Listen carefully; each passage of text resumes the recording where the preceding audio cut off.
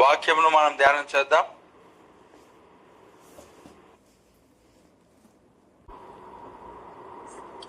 మొదటి రాజుల గ్రంథము 5వ అధ్యాయము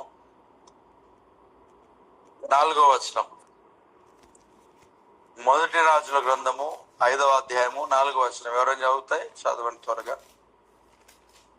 తన దేవుడైన యెహోవా నామ ఘనతకు అతడు మందిరంలో కట్టింప వీలు లేకపోయినన్న సంగతిని వెరుగుదు. ఇప్పుడు శత్రువు ఒకడును లేకుండా అపాయమేమీ కలుగకుండదు. నా దేవుడైన యెహోవా నలుదిశలను నాకు నెమ్మది దయచేసి ఉన్నాడు. దేవునికి స్తోత్రం కలుగును గాక. Amen, amen.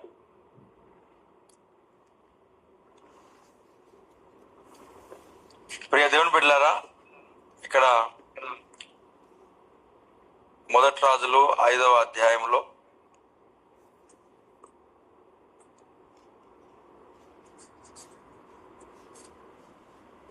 దేవుని యొక్క మందిరం గురించిన మాటను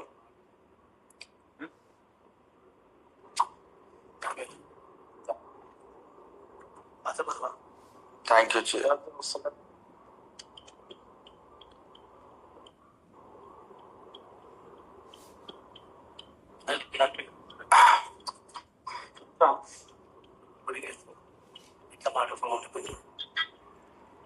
నామ ఘనతకు అతడు మందిరమును కట్టింప వీలు లేకపోయినన్న సంగతి నీ వెరుగుదు. ఇప్పుడు శత్రువు ఒకడును అపాయమేమీ కలగకుండాను నా దేవుడైన యెహోవా నలుదిశలను నాకు నెమ్మది దయచేసి ఉన్నాడు. దేవునికి స్తోత్రం. సొలొమోను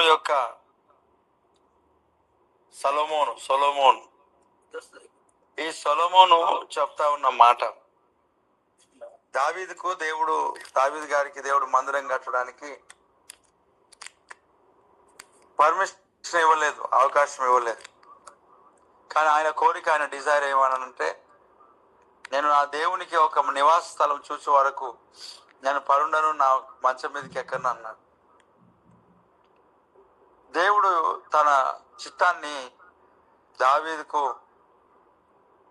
దేవుని యొక్క చిత్తం కాదు, ఉద్దేశంలో లేడు. ఇంకా మాట చెప్పాలంటే సమయం రాలేదన్న మాట కరెక్ట్. అలాగే దేవుడు తన సమయ కాలమందు సొలొమోను ఏర్పరచుకున్నాడు మందిరం కట్టడానికి. మనం అనేక సందర్భాల్లో మన పిలుపును, మన ఏర్పాటును నిశ్చయం చేసుకోలేకనే కృంగిపోతాం, బాధపడతాం, ఇబ్బంది పడతాం. మన పిలుపును, ఏర్పాటును నిశ్చయం చేసుకోవాలి. ఎందుకనంటే ఎంతో ప్రయాసపడ్డాడు దావీదు, ఎంతో కష్టపడ్డాడు, ఎంతో సమకూర్చాడు, ఎంతో డబ్బును, వెండిని మందిర పని కొరకై అంతటిని సమకూర్చిన తర్వాత కుమారుడైన సొలొమోను మందిరం కట్టించాడు. మన జీవితాల్లో మనం నేర్చుకోవాల్సింది, దేవుడు తన పనిలో, తన పరిచర్యలో ఆయన ఎలాగైనా వాడుకుంటాడు.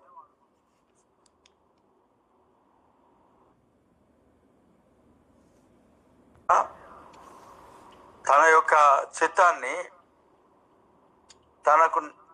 తనకు అనుకూలముగా ఆయన ఎలా తీసుకోవాలనుకుంటాడో అలా తీసుకెళ్తాడు.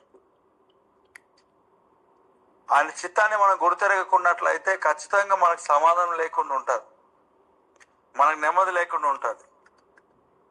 ఈ సమాధానము, నెమ్మది లేని యొక్క కారణం చేతనే అనేక మంది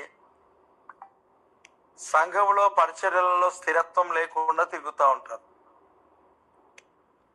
ఎందుకంటే ఓదార్పు మాటలు కావాలి వారికి. వారు పాపం చేసినా, వారు తప్పు చేసినా, వారు ఎలా చేసినా కూడా ఓదార్చేవారే కావాలా.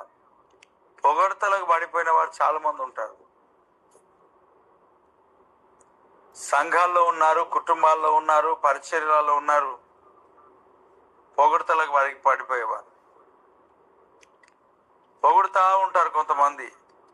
ఈ మధ్యలో సేవకులు కూడా పొగిడే వాళ్ళు ఎక్కువ అయిపోయినారు. బాగా చెట్టెక్కిచ్చేస్తూ ఉంటారు. అలా పొగిడి పొగిడి పొగిడి పొగిడి మరలా అంటారు, మేమెవరికి పొగడం, మా వాక్యంలో ఎవరు తట్టుకోలేరు, మేము వాక్యం చెప్తే ఎవరు నిలవబడలేరు. చాలా కఠినమైన వాక్యం. కొన్ని సందర్భాల్లో కొంతమంది నా దగ్గరికి వచ్చి మాట చెప్పారు, మేము చాలా గట్టుగా ఘాటుగా మేము ఇచ్చేస్తాం బ్రదర్, చెప్పేస్తాం బ్రదర్ అని కొంతమంది బలమైన అనగా పెద్ద పెద్ద డినామినేషన్ కలిగిన వారు వచ్చి ఈ మాట చెప్పారు.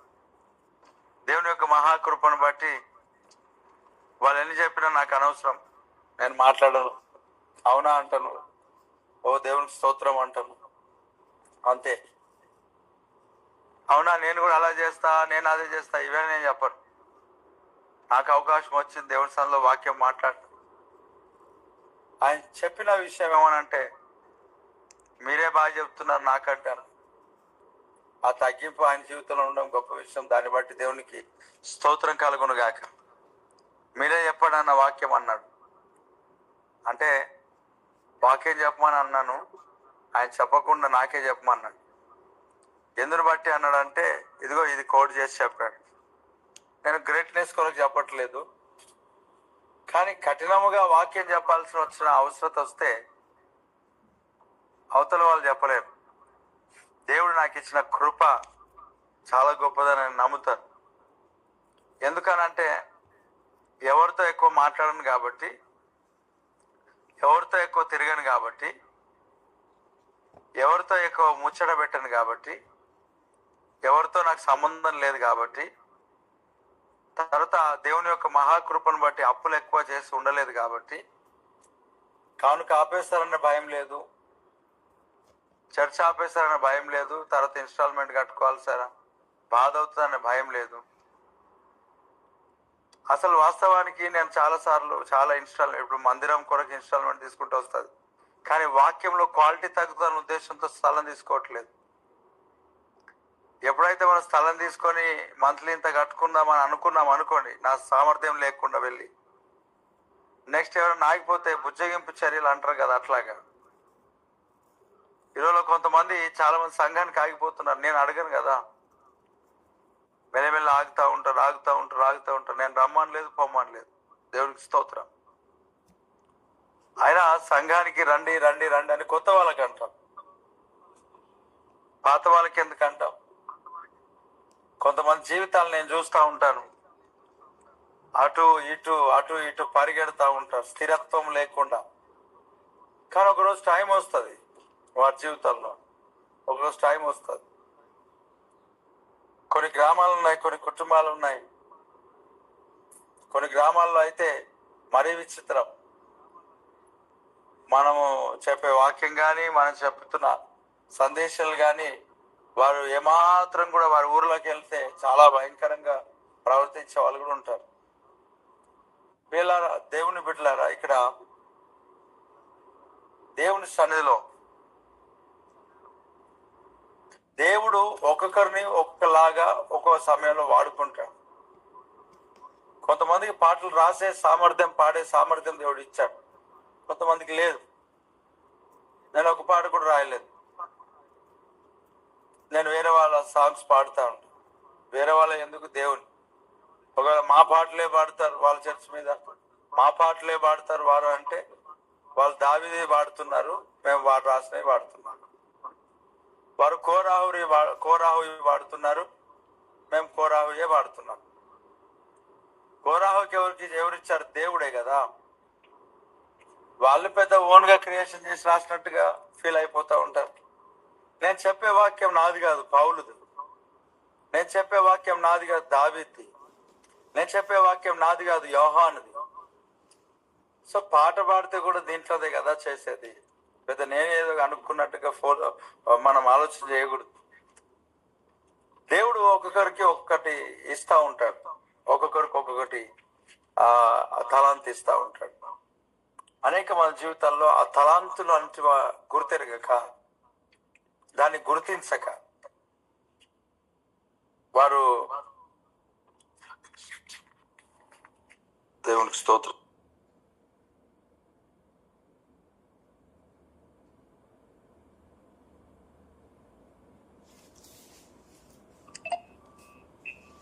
మనము మన పిలుపును, మన ఏర్పాటును నిశ్చయం చేసుకోవాలి.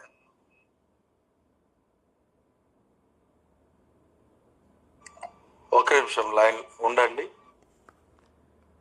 దేవుడు ఇచ్చిన దానిని మనం గుర్తెరగాల. ఇవన్నీ దానిపైన కృంగిపోయి అట్లా ఆగిపోకూడదు. సొలొమోను మందిరం కట్టలేడు, క్షమించండి, దావీదు మందిరం కట్టలేడు, సొలొమోను దేవుడు మందిరం కట్టాడు. దావీదు గారు మందిరం కట్టలేదని ఫీల్ అయిపోయి అక్కడ ఆగిపోలేదు, సమకూర్చాడు. కొంతమంది సమకూర్చే పని. ఇప్పుడు కొంతమంది పోస్టర్లు వేశారు, వాక్యం చెప్పేది నేను. కొందరు ఊడుస్తారు, తుడుస్తారు, బ్యానర్లు వేస్తారు, వాక్యం చెప్పేది నేను.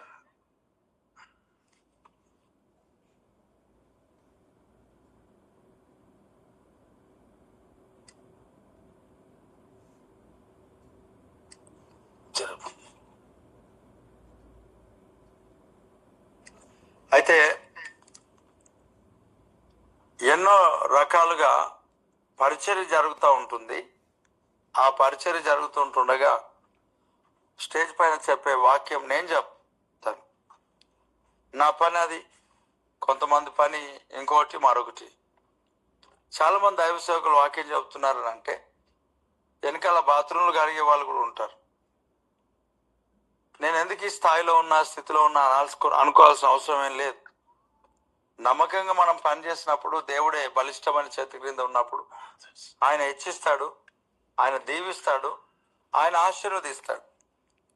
పిల్లరా, దేవుని యొక్క సన్నిధానంలో మన జీవితాలు కృంగిపోకూడదు. సొలొమోను మందిరం కట్టాడు. అయితే ఇక్కడ అంటున్నాడు, ఇప్పుడు శత్రువు ఒక్కడును లేకుండాను, అపాయమేమీ కలగకుండాను నా దేవుడని యెహోవా నలుదిశలు నాకు నెమ్మది దయచేసి ఉన్నాడు. దేవునికి స్తోత్రం. ఇప్పుడు ఇక్కడ అన్నాడు సొలొమోను. ఈరోజు మనతో దేవుని సన్నిధిలో ఈ వాగ్దానం ద్వారా దేవుడు దర్శిస్తున్నాడు. ఉదయకాలం శత్రువు ఒక్కడును లేకుండాను, అపాయమేమీ కలగకుండాను నా దేవుడని యెహోవా నలుదిశలను నాకు నెమ్మది దయచేసి ఉన్నాడు. స్తోత్రం, స్తోత్రం, స్తోత్రం. ఏ శత్రువు లేకుండా, శత్రు భయం లేకుండా, శత్రు సామర్థ్యాన్ని దేవుడు సంపూర్ణంగా దెబ్బకొట్టి తొలగించి, శత్రువులను తొలగించి దేవుడు నలుదిశల నెమ్మదిని కలుగజేసి ఉన్నాడు. ఈ ఉదయకాల సమయంలో ప్రియులారా, దేవాది దేవుడు మనకు నెమ్మదిని ఇస్తున్నాడు. శత్రువులను పారద్రోలాడు అంతే యేసు నామములో. ఈరోజు ప్రైజ్ ద లార్డ్. శత్రువులను పారద్రోలాడు ఆయన. దేవాదేవుడు శత్రువులను పారద్రోలాడు. ధైర్యం తెచ్చుకో. నలుదిశలా దేవుడికి నెమ్మదిని కలుగజేయబోతున్నాడు. ప్రతి శత్రువులను దేవుడు తరిమి నలుదిశల నెమ్మదిని కలుగజేసి ఆశీర్వదించే దేవుడు, దీవించే దేవుడు, బలపరిచే దేవుడు, స్థిరపరిచే దేవుడు. దేవునికి స్తోత్రం. నలుదిశల నెమ్మదిని కలుగజేసేవాడు. నమ్మదగిన వాడే నలుదిశలా నెమ్మది కలుగ చేయువాడే, నమ్మదగిన వాడే నలుదిశలా నెమ్మది కలుగ చేయువాడే. ఆశ్చర్య క్రియలు జీవితమంతా చేయుచు తిరిగినాడే, నాకై నిలువెల్ల సిలువలో నలిగి కరిగినాడే. సరిరారెవ్వరు నా ప్రియుడైన యేసయ్యకు. స్తోత్రం. నలుదిశల నెమ్మదిని కలుగజేసే దేవుడు, శత్రువులను పారద్రోల దేవుడు, అపాయము దరిచేరనివ్వని దేవుడు, కంచా కాపుదల కృప దేవుడు కలుగజేసి నడిపించే దేవుడు. ధైర్యం తెచ్చుకో. ఈ ఉదయకాల సమయంలో ప్రభు నీతో నాతో ఉన్నాడు. మహోన్నతుడైన దేవా, వాక్యం ప్రతి బిడ్డ జీవితంలో ఫలభరితంగా మార్చి ఆశ్రయించి నెమ్మదిని కలుగజేస్తానన్నావు. వందనాలు చెల్లిస్తున్నాను. కృపా కనికరం చేత నింపి మహిమనందుకొని